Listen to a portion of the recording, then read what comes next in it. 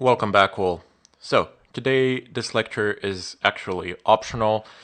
This has nothing to do with ethical hacking. This is just me giving you the basic orientation day in regard to the Fedora KDE desktop. So, if you don't feel like customizing your desktop or don't care about that or whatever, you wish to find that out on your own, feel free to skip it. As I said, it's optional and it has little to no impact on the rest of the course. In fact, I don't think it has any impact. This is just me showing you how to customize your desktop and where what is in terms of GUI. We'll have a separate tutorial where I'll explain the terminal, how to actually work with it, commands, etc. That one is actually mandatory. This one is optional. So you will notice that I don't have a bar here, and that's because it's hidden. So let me just revert it back, and here you can actually adjust the screen edge, so you can move it left, right. This should be right. No, this is definitely right, and this should be left. Forgive me if I'm mistaken there. I kind of tend to confuse left, right, months, days, dates, etc. So if you can just move it around any way you like. So yours would be down here. You can also adjust the height of the panel, so you can reduce it in size, up and down, do whatever suits you the best. I like to have my default panel a little bit larger, and then the other panels that I add, they tend to be a little bit smaller. Completely irrelevant, just up to you the way you prefer it. Now, if you go to more settings, you can set this to always visible or to auto hide. Windows can go over, can go below, up to you completely. The alignment, I tend to set mine on auto hide, and I like to keep it at the top. So let me just go ahead and move the screen edge up here. It's also possible to add any number of additional panels. So you can either add a default panel, which will be like this one, or you can add an empty panel, and then that empty panel can be configured. You just you just go down to the menu thing, and then you increase the width, and you can change the screen edge. You can again set it on auto hide, and you can also resize it. Basically, you have these arrows up and down where you can actually adjust the size and the position.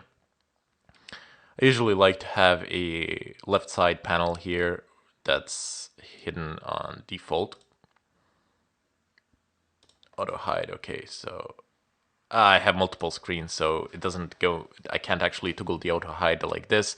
But what I like to do then is click on my start menu button, whatever you wish to call it, and then just drag icons down below for all the things that I am going to need. So you have shortcuts like these. But anyway, I am not interested in that at the moment. I just want to show you how so you can add as many shortcuts as you like here and have them there ready and waiting. So you just click on remove panel to delete it, and it's gone. With this arrow, you can see notifications, battery for laptops, you can device notifier for when you actually plug the devices in, and you have this network thing here where you click, it's your network manager, so you can see your networks here. I don't have wireless set up just yet, but I will. And later on, you will actually be able to see the entire spectrum of wireless access points as well. This desktop PC is connected via a cable, so via Ethernet cable, but later on I will hook up the wireless and you will see a whole spectrum of access points as well. Anyway, moving on, if you go into system settings, I'll went to my other screen. Here you will find pretty much anything that's configurable in regard to your system. So you have display and monitor. You can configure monitors here. There are 4 of them here. I'm recording this one, which is selected here. you need to go, if you want to configure your workspace, the colors, I usually tend to do that.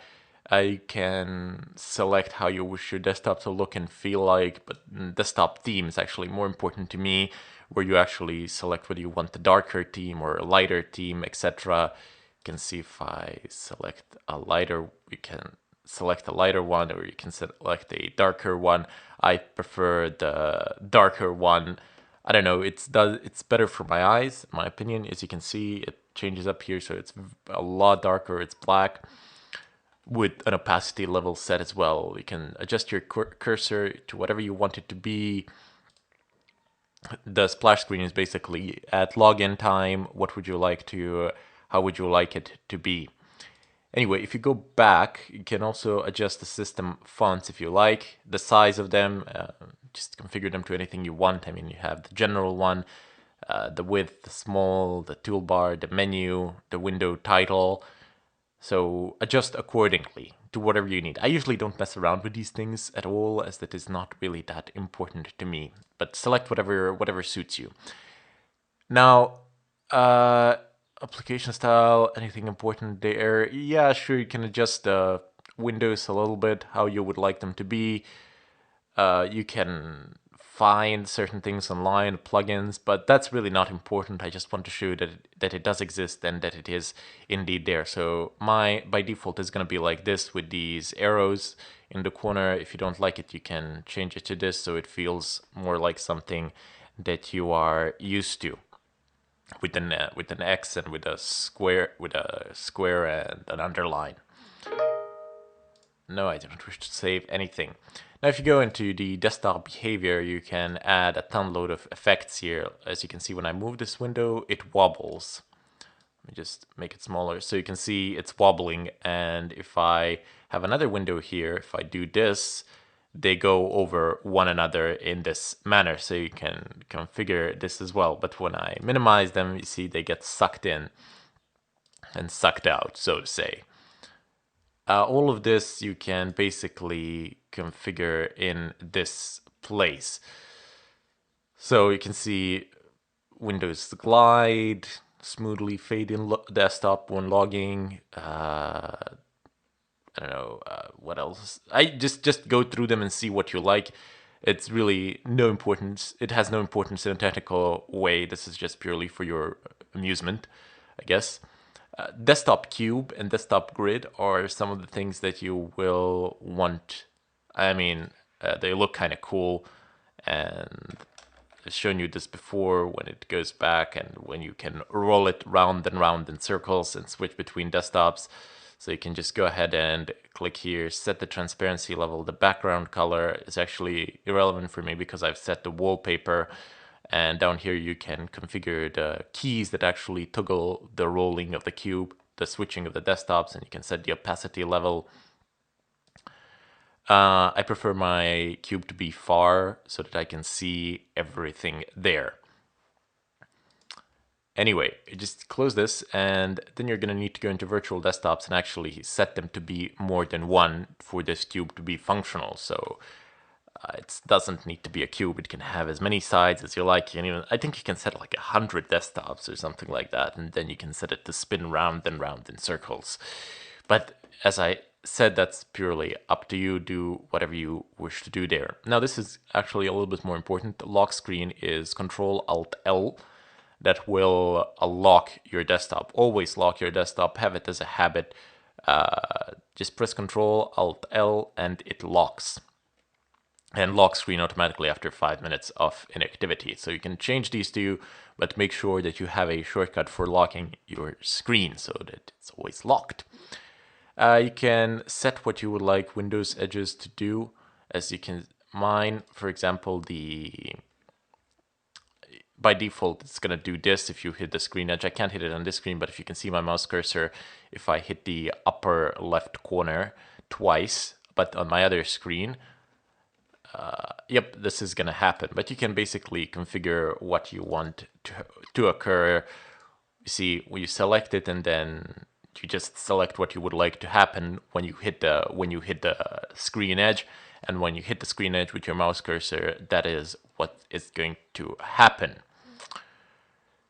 Okay, so in addition to this, you can have the account details, the user manager, so you can add or remove edit systems users, but we will be doing this via the terminal anyway, which is like the real way of doing it. So it's not really important here, but I just wanted to show it to you anyway. There's also no, sorry, not applications, but there's also something that you should be aware of. By default on Fedora with the KDE desktop, a single click will actually open folders. If you go into mouse and you can see single click open file and folders, double click open file and folders. I always change it to double click, just more convenient for me. If you want, you can change it to single click, up to you completely. No touchpad found. If you're on a laptop, you will be on a touchpad, so you can configure what one finger does, what two fingers do, what three fingers do, etc. So if I go back, is there anything else here? I can go into window management, but not really, not important. Let me just go ahead and close this. The next thing that you need to be aware of is that this is your file manager. So as soon as you open up your start here, you can go into the file manager, and that's on my other screen. So here you will see you have the overview of the entirety of your file system. So on Linux, the file system is considerably different from that one on Windows. For example, I have my devices here, which are the partitions of the hard drives and the drives themselves. But up here, I have places and home, and then if I go into root, root is the beginning of the file system, and home, every user has a home folder. Well, not all users have home folders. The real users have home folders. The system users do not have home folders, so to say, generally. Anyway, from here you can navigate to wherever you like. It's not like in Windows where you have a C partition and where you have all your system files on the C partition, and you have other partitions where you have other things. Here you don't have that. Here you can have as many partitions as you like, but they all have mount points. So if you begin from the root of the file system, everything is naturally down below. So you can access every single place from the root of the file system. It goes on downward.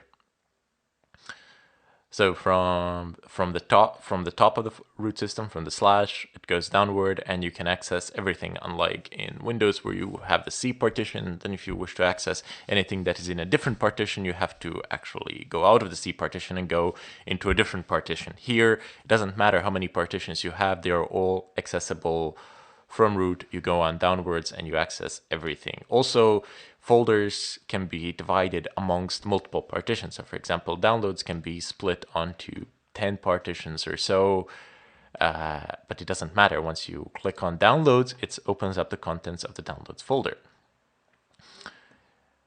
Anyway, down below you have your physical devices. You can access them as well if they are not mounted. If you just wish to mount them from here, you will require admin privileges in order to be able to do that. That's about it as far as the file system is concerned, really. There are a lot more things that I will say at a later point in time, but I figured I would just give you the basics now, and later on we would actually move into more. As I do things, I will explain them. So you get desktop settings here, where you can change your wallpaper. You can have mouse act, but wallpaper is the important one. You have the other things down below. You basically just download things and from the net, the wallpapers if you want, and then place them here if you like. Anyway, one of the most important things that we'll be using is the terminal, and that will be the subject of the next lecture. This one is optional. As I said, it literally has nothing to do with the course, just me showing you a basic orientational guidelines in regard to Linux, in regard to the desktop environment. So in the next tutorial, we'll jump into the terminal, and there I will show you the basic commands of the Linux terminal. Keep in mind that these will be the basic commands. As we move on with the course, each new command shall be explained in detail.